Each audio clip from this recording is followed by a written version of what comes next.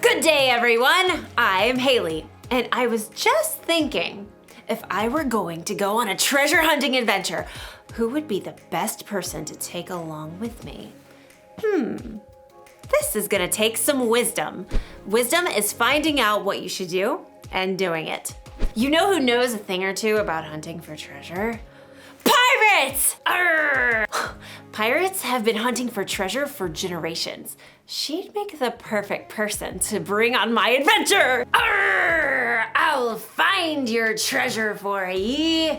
X marks the spot. Then again, the only reason pirates bury treasure in the first place is because they stole it from someone else. I'm not sure they can be trusted. Sure we can. A pirate's word is her bond. That's the code of the sea. Arr. Well, when you put it that way. Hey, wasn't your eye patch on your right eye? Oh, sorry about that. Now, about that treasure. I wonder if I should take my Aunt Jeannie on my adventure. Oh, how nice of you to think of me for your little trip. Bless your heart. Oh, I don't know. She may be a little old for treasure hunting, but Then again, she was an investigative journalist for Archaeological Digest magazine for 40 years. 42 years, dear? Ooh. You know a thing or two about hunting for treasure, don't you, Aunt Jeannie? I've been around, that's for sure. Well, it seems like a no-brainer. It's obvious who I should take on the treasure hunt. It's, thank you. Was a hard decision, I'm sure, but I'm the star that you've been searching for. In today's story, we'll hear about a king who had a hard decision to make. Follow the advice of his friends or people who are older and wiser. It's fun to talk that way. I imagine doing it for our whole adventure. Nope. I'll see you soon. The Bible. It's 66 books of history, stories, letters, and poetry that fit together to form God's one big story. The epic adventure of how He created us and loves us so much that He made a way to rescue us. As we travel through the Bible, from Genesis to Revelation, we discover people who met God and found their lives changed forever. Now, for an amazing story, inspired by the book of 2 Chronicles, chapter 10.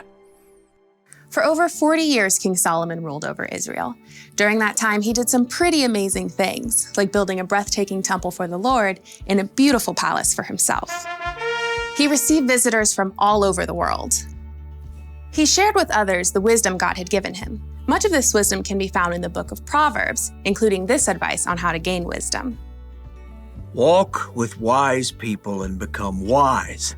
A companion of foolish people suffers harm. Unfortunately, Solomon's son Rehoboam did not pay attention to his father's words. He believed his way was best. And when Solomon died, Rehoboam became king of Israel.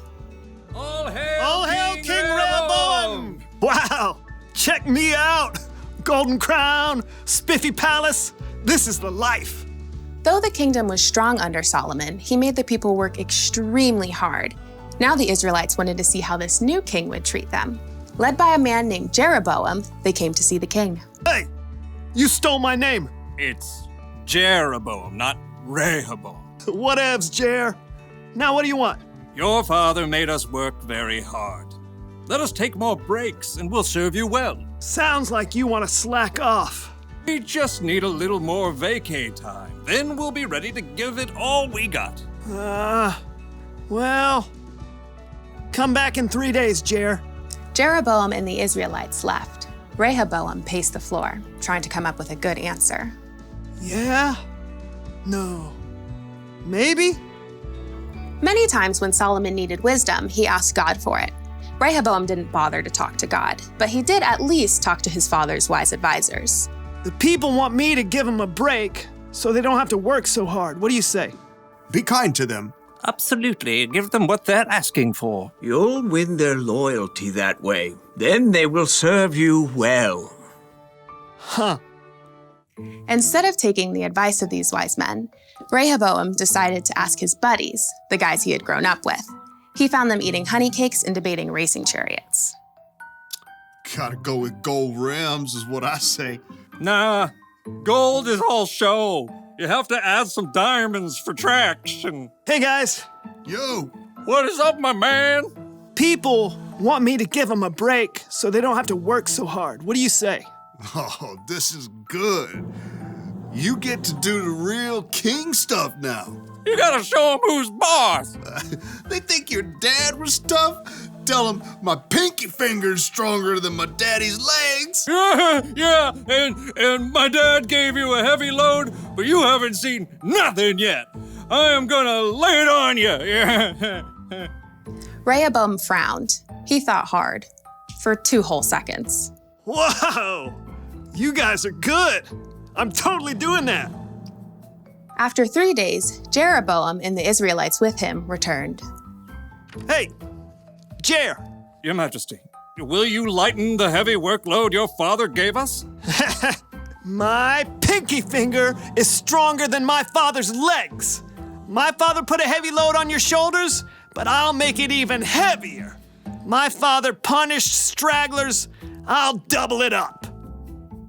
Rehoboam finished with a flourish. He waited for people to tremble and bow low. Are you kidding me? Jeroboam turned to the Israelites. We don't want anything to do with this joker or the rest of David's family. Let's go back to our homes and start our own kingdom. Hey, wait! No, you can't do that. I'm in charge. Yeah, you're in charge of yourself. Good luck with that.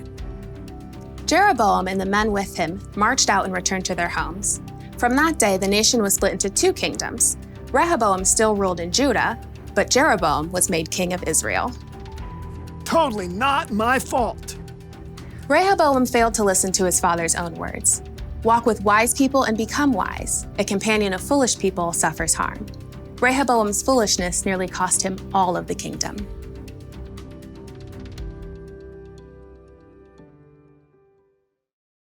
King Rehoboam made the wrong choice. He should have remembered what his father, King Solomon, wrote. Walk with wise people and become wise. A companion of foolish people suffers harm. That means if you want to become wise, you should find someone who's wiser than you to spend time with. Jesus' disciples spent 3 years hanging out with him, listening to him teach, watching the wise way he lived. We should find someone to learn from too.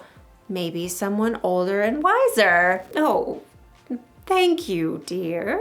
Because when you surround yourself with foolish people, you'll end up doing something foolish. You surround yourself with people who say mean things about others, you're going to say mean things about others. With angry people, you'll be angry. With people who break the rules, yep, you know what's gonna happen. But hey, you've been around, right? You know the difference between someone who makes wise decisions and someone who doesn't. So, pick your friends carefully and find someone older and wiser to be your mentor, someone you can learn from. Here's the one thing to remember today. Hang out with wise people. Ask God to help you find the wise people in your life. He wants you to have wisdom, remember, and He can use other people to help show you the way. So, what do you say, Aunt Jeannie? You want to go on an adventure with me? Haley, my dear, I was made for adventure. Well, all right. I'll see you all next time. Bye. Bye from me too.